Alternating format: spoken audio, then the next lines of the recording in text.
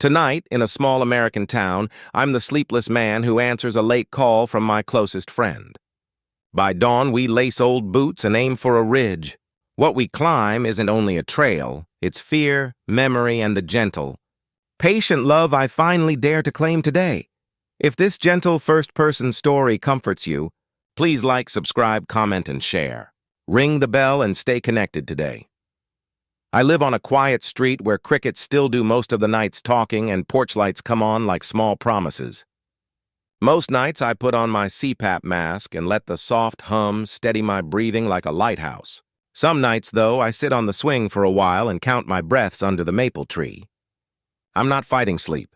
I've learned not to fight.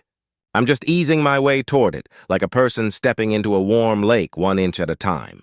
I'm 62, retired from the community college library, and the best thing I've learned about nighttime is that it's friendlier when I treat it as a guest rather than a test.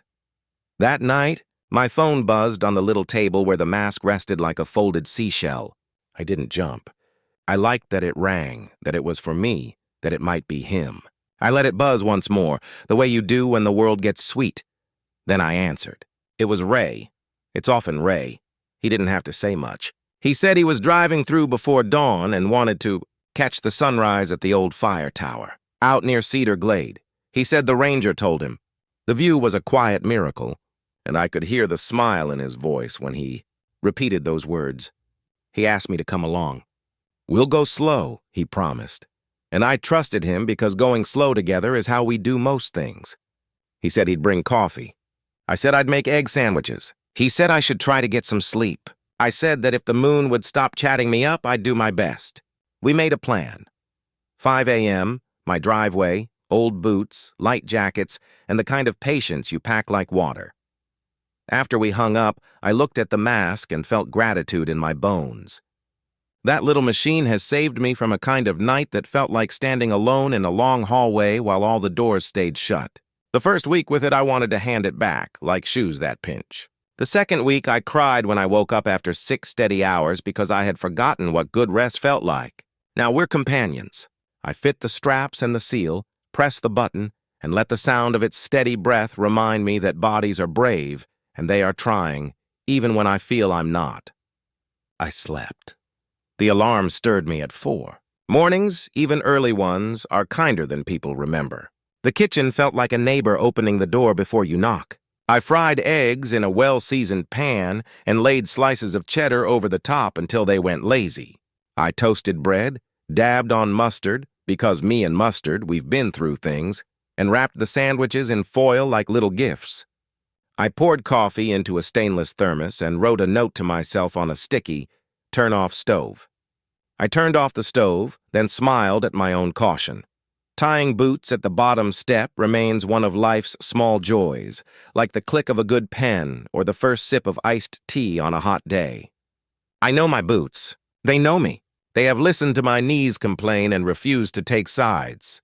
I strapped on a day pack with water, a small first aid kit, a rain jacket, a pocket knife, 2 apples, a couple of those protein bars Ray loves to hate, and a folded paper map that has lived in one glove compartment or another since the late 90s.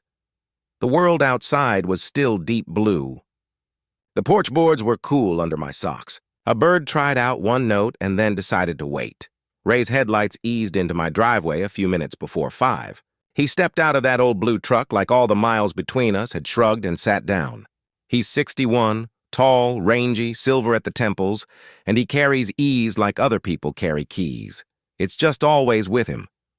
He is the person who calls when the night gets loud, the person who can make soup and not make it a ceremony, the person who will let you talk about nothing until the nothing turns into something and the air gets lighter.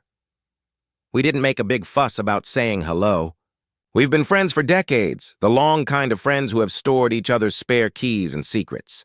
We shoulder-tapped, grinned, and slid into our usual spots. Him driving, me making sure the thermos and napkins didn't get ideas about falling over. The radio was low.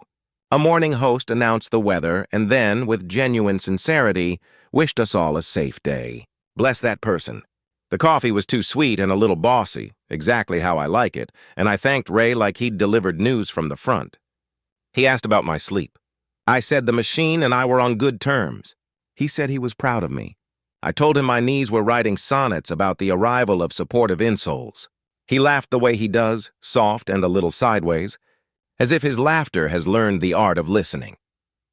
We rolled past the bakery, light on, a baker waving flour-dusted encouragement, past dark storefronts that would soon clatter themselves awake, past the baseball field where I once pretended I understood an infield fly rule to impress a man who deserved better lies than that. The road to the park curved like a question we already knew how to answer. Rays of not yet day hinted at the edges of trees. The lot was mostly empty. A ranger's truck sat at the far end. The signboard map showed the dotted trail like stitches pulled neat and straight. We stepped out into air that felt like a cool hand on a warm forehead. Ray handed me the walking stick he'd carved a few winters back when he started whittling as a way to pray. It fit my hand like it had been waiting. For balance, yes. For style, sure. But mostly as a reminder that I didn't have to prove anything to stairs or to time. We set off. First steps on a trail are introductions. The earth and your knees exchange pleasantries. The mind says we're going up. The heart says as long as we go together. A creek stitched along beside us, gossiping over stones. Ferns lined the path like they'd been told to cheer, but were keeping it dignified. I counted breaths. Not because I needed to stop panic, but because counting has become a habit that steadies me. 4 in, hold 2, 4 out. The mass taught me that. Ray, a nurse case manager by profession and a patient man by practice, fell into step like he was adjusting a radio. When we needed to talk, we did. When we didn't, the morning made itself known, and that was enough. I thought I'd be thinking about the tower the whole time, but I wasn't. I was thinking about the simple miracle of walking side by side with someone who already knows your stories and still acts surprised at the good parts. I was thinking about my husband, Harold, gone now, but not gone because love doesn't leave. It relocates and sends postcards. I was thinking about how grief taught me to be patient with myself, and how patience brought me back to joy the way a familiar hand leads you through a crowd. We reached the overlook bench. I sat. My calves sighed with relief loud enough to register as opinion. We unwrapped our foil packages. One thing I've learned about getting older is that food earns more adjectives. That egg sandwich wasn't just good. It was kind, it was necessary, it was an argument ender. We ate like men who've learned that praise and silence can sit at the same table. The world below was a bowl of green, mist pooled in the low places like quilts left out on the fence. The sky gradually admitted it was a participant. Ray pulled a soft, folded piece of paper out of his pocket and handed it to me like a secret he'd just remembered how to keep. It had my handwriting on it, the rounded, enthusiastic script of a younger man who liked big intentions. "Before 40, the top line said. See the northern lights. Make perfect biscuits. Climb a fire tower at sunrise with someone who knows me and tell him the truest thing." I stared at it for a second and then laughed. The good kind, not the bitter kind. I don't remember writing it, but it sounds like me. Eager, honest, shamelessly hopeful. I kept it, Ray said. He didn't need to explain why. We've handed each other dozens of small, crumpled hopes and put them in drawers until the time came. I folded it back, slid it into my pocket, and felt a kind of friendly heat rise in my chest. "Let's do that last one," I said, and he nodded like a man who had been waiting for that exact sentence. The tower rose at the end of the next half-mile. Not a menace at all, just geometry and steel and an invitation. I have an ordinary respect for heights. I am a fan of railings. I looked up and tried not to make it bigger than it was. It was a staircase, with a cage, and a top that promised a view if I promised myself patience. I could keep that promise. I asked Ray to go first. If someone's behind me, I feel like a last slice of cake, and that's too much drama early in the morning. He took the first step. I followed. The metal spoke quietly under our feet. The caged sides felt strangely like a friend who learned how to be a room. I breathed, counted, and allowed my hand to be exactly as steady or shaky as it needed to be. We reached the first platform, and I looked out through that lattice and felt my stomach try to write me a small letter. I read it, nodded, and kept going. We didn't talk much between platforms. Sometimes we let little stories do the bridging. Ray remembering the time a patient taught him to fold hospital blankets into cranes. Me admitting that I had once tried to impress Harold with a thrifted blazer that smelled like someone else's cologne and regret. We laughed in short bursts, the kind that give air back rather than take it. By the time we hit the top, the sky had turned the kind of blue that makes you understand the concept of praise. The platform was bigger than I expected. The rail was cold under my hands. The air slipped past like it had better places to be and still chose us for a minute. We could see everything that mattered, the ridge, the low town, the suggestion of a river. The places where our feet had been a half hour earlier and the places where they would be in a half hour more. And there, at the top, I kept the promise my younger self had scribbled without knowing what he was asking. I said the truest thing I could say without turning it into a performance. I told Ray I loved him. I told him I had loved him for a long time. Not instead of loving Harold, but alongside it. I told him that love is a house with more than one room, and I had finally learned to stop shutting doors to prove anything to anyone who wasn't even there. I told him that I didn't want fireworks. I wanted good coffee, gentle jokes, and a hand on my back when stares looked like stairs. He didn't hurry his answer. The best answers aren't hurriers. He said he loved me too. He said he had for years and had kept it quiet because he didn't want to show up in my life like a fix. He said he was here for slow, here for careful, here for Tuesday afternoons and Wednesdays when the rain makes your knees think you're 80. He said we could be ridiculous. He said we could be brave. He said those two things had become synonyms for us. And then, because we are not men who believe that a kiss must be announced to be true, we kissed. It was soft and steady and ordinary, the way I think vows should be if they're going to last. Spoken with an eye on the dishes and the electric bill and the porch that needs painting, tender enough to carry all of that without complaint. We didn't linger at the rail like conquerors. We stood like men who understood that climbing is only one part of the story. We descended in the kind of silence that has a heartbeat to it. Down is a relief, but it's also a reminder not to get cocky with your knees. We let the stairs talk us back to ground. At the bottom, Ray did what his mother taught him. He peeled an orange and handed me slices like communion. We leaned against the truck with sticky fingers and agreed the son had earned its reputation. A boy asked his father if he could have a walking stick like mine. The father said someday, and I thought how kind that word is if you say it with enough patience. On the drive back, we didn't make a speech of anything. We sang along to a song we both only half remembered. We waved at the baker, who waved back with 2 muffins in a little bag like a blessing.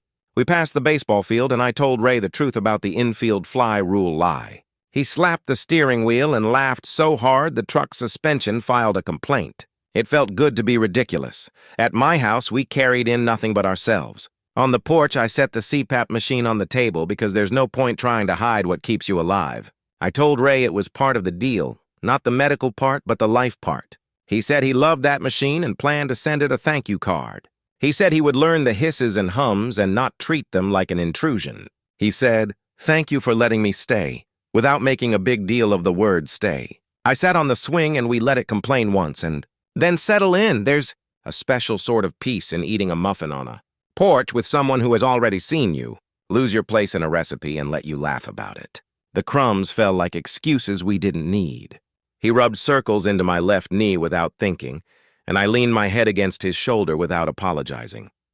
I told him what nights felt like when the sleeping was hard. He listened the way you listen to directions you'll need later. He told me he'd come over just to say hey if the room needed to hear his voice. I believed him because that's already who he's been.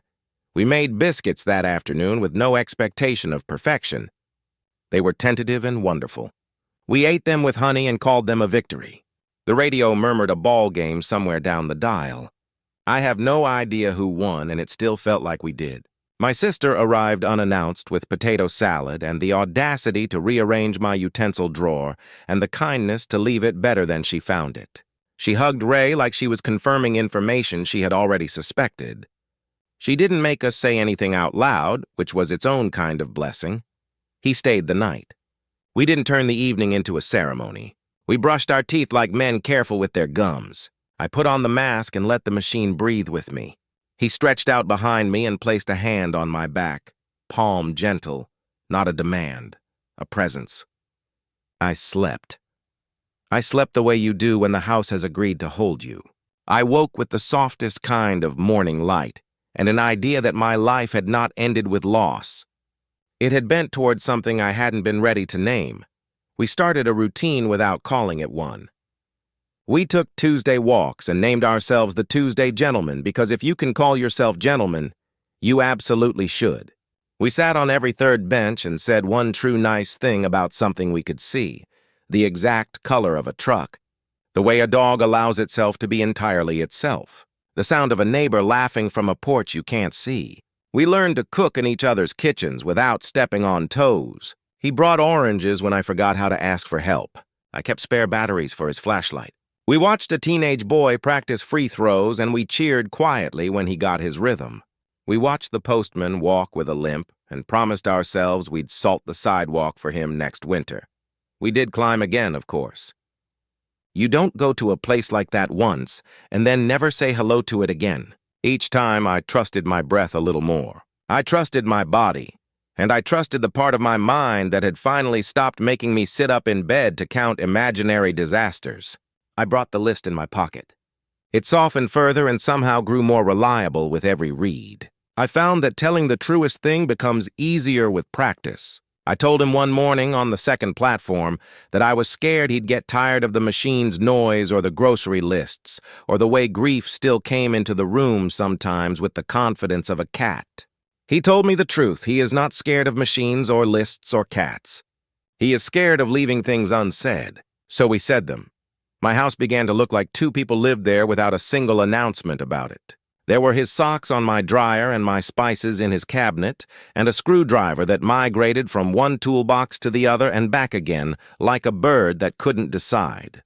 We carved 3 words into the walking stick with a small pocket knife one afternoon. Sleep. Friend, climb. It sounds like a motto when you write it down, and for us, it became one. Sleep, because rest is the ground we walk on. Friend, because that's the shape love took first and kept on taking. Climb, because we still say yes to things that ask for our knees and our breaths and the kind of courage that doesn't need applause. Some nights, the old fear tries a comeback. I get annoyed with the mask, and I say so. He sits on the edge of the bed and hands it back to me like a glass of water, and I take it, and we go on. Some days, his back argues with gravity. I heat a rice sock and tuck it where it will do the most good, and we go on. We learned that small care given often beats grand gestures scheduled rarely. We learned that describing a sunrise to each other on the days we can't climb is almost as good as being there, because the point is not the altitude. It's the witness. We made room for Harold. His photo sits on the mantel, smiling with his eyes in a way that makes my heart lift like a hand. Ray never asked me to put him away to make space. He dusts the frame. He asks for a story when the afternoon feels long. He remembers the day Harold taught us both how to remove a jar lid with a rubber band and a grudge. Love doesn't ask you to choose. It invites you to pull up another chair. We did. We do. I wish I could tell my younger self that the list was not a deadline. He thought 40 was a finish line. He didn't know it was a rest stop. We didn't make perfect biscuits, not once. We made good biscuits and ate them warm and laughed with honey on our fingers. We didn't go see the Northern Lights. We watched lightning bugs and called them local talent. We climbed the fire tower with someone who knows me. And I told him the truest thing I knew, and he told me the truest thing he knew, and we made breakfast the next day like people who had earned their morning. That's the part I want to say as clearly as I can, because if you're listening this far, you might need the sentence as much as I did. You are allowed to love again without erasing the love that got you here. You are allowed to sleep, to call a friend, to climb. You are allowed to go slow. You are allowed to be funny on purpose. You are allowed to nap and call it holy. You are allowed to count your breaths and let the counting be kind. You are allowed to put your hand on the rail and whisper, "We're doing okay," and have that be true. One of our club bylaws says we must always keep an orange in the truck. Another says we must always stop at the bakery if the open sign is blinking too fast, because somebody inside is awake for us. The most important one is this: if one of us calls, the other answers. It's not complicated. Most of the useful rules aren't. Call, answer. Sleep, friend, climb. Eat something. Tell the truest thing. Say yes to small walks. Sit on every third bench or every second if the day asks for it. Wave at the mail carrier. Keep the porch light friendly. Tuck the mask cord where you won't trip on it. Place your hand on his back gently and mean it. This morning, because it keeps being morning and I keep saying thank you for that, I stood on the porch with my coffee while Ray trimmed the basil and told me about a new patient who learned how to stand again yesterday. He told it like a victory, not his, but theirs. I told him I slept well. He kissed my temple and said good. The maple traded coins of light with the wind. The swing creaked once like a satisfied old man. Somewhere, on the ridge, the tower waited in its patient steel, not needing us, but happy to see us when we come. I put my hand on the walking stick where we carved those 3 small words. I don't feel like a different man than the one who wrote that old list. I feel like the same man, just more myself. I have less urgency and more time.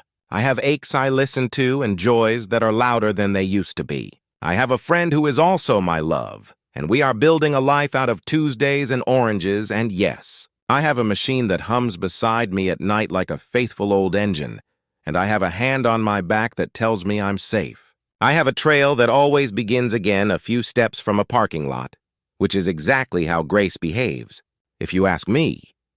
If you ever find yourself awake at 2 in the morning counting things and waiting for the room to feel less big, I hope you remember this voice telling you that the night can be a friend, that you can call someone, that you can lace up your old boots at dawn and aim for a ridge, not to prove anything, just to be together at the place where the path and the light meet. I hope you eat a good egg sandwich. I hope someone hands you an orange and tells you the sun owes you a favor. I hope you carve your own 3 words into whatever you carry. Mine are simple enough, and they have done their work. Sleep, friend, climb,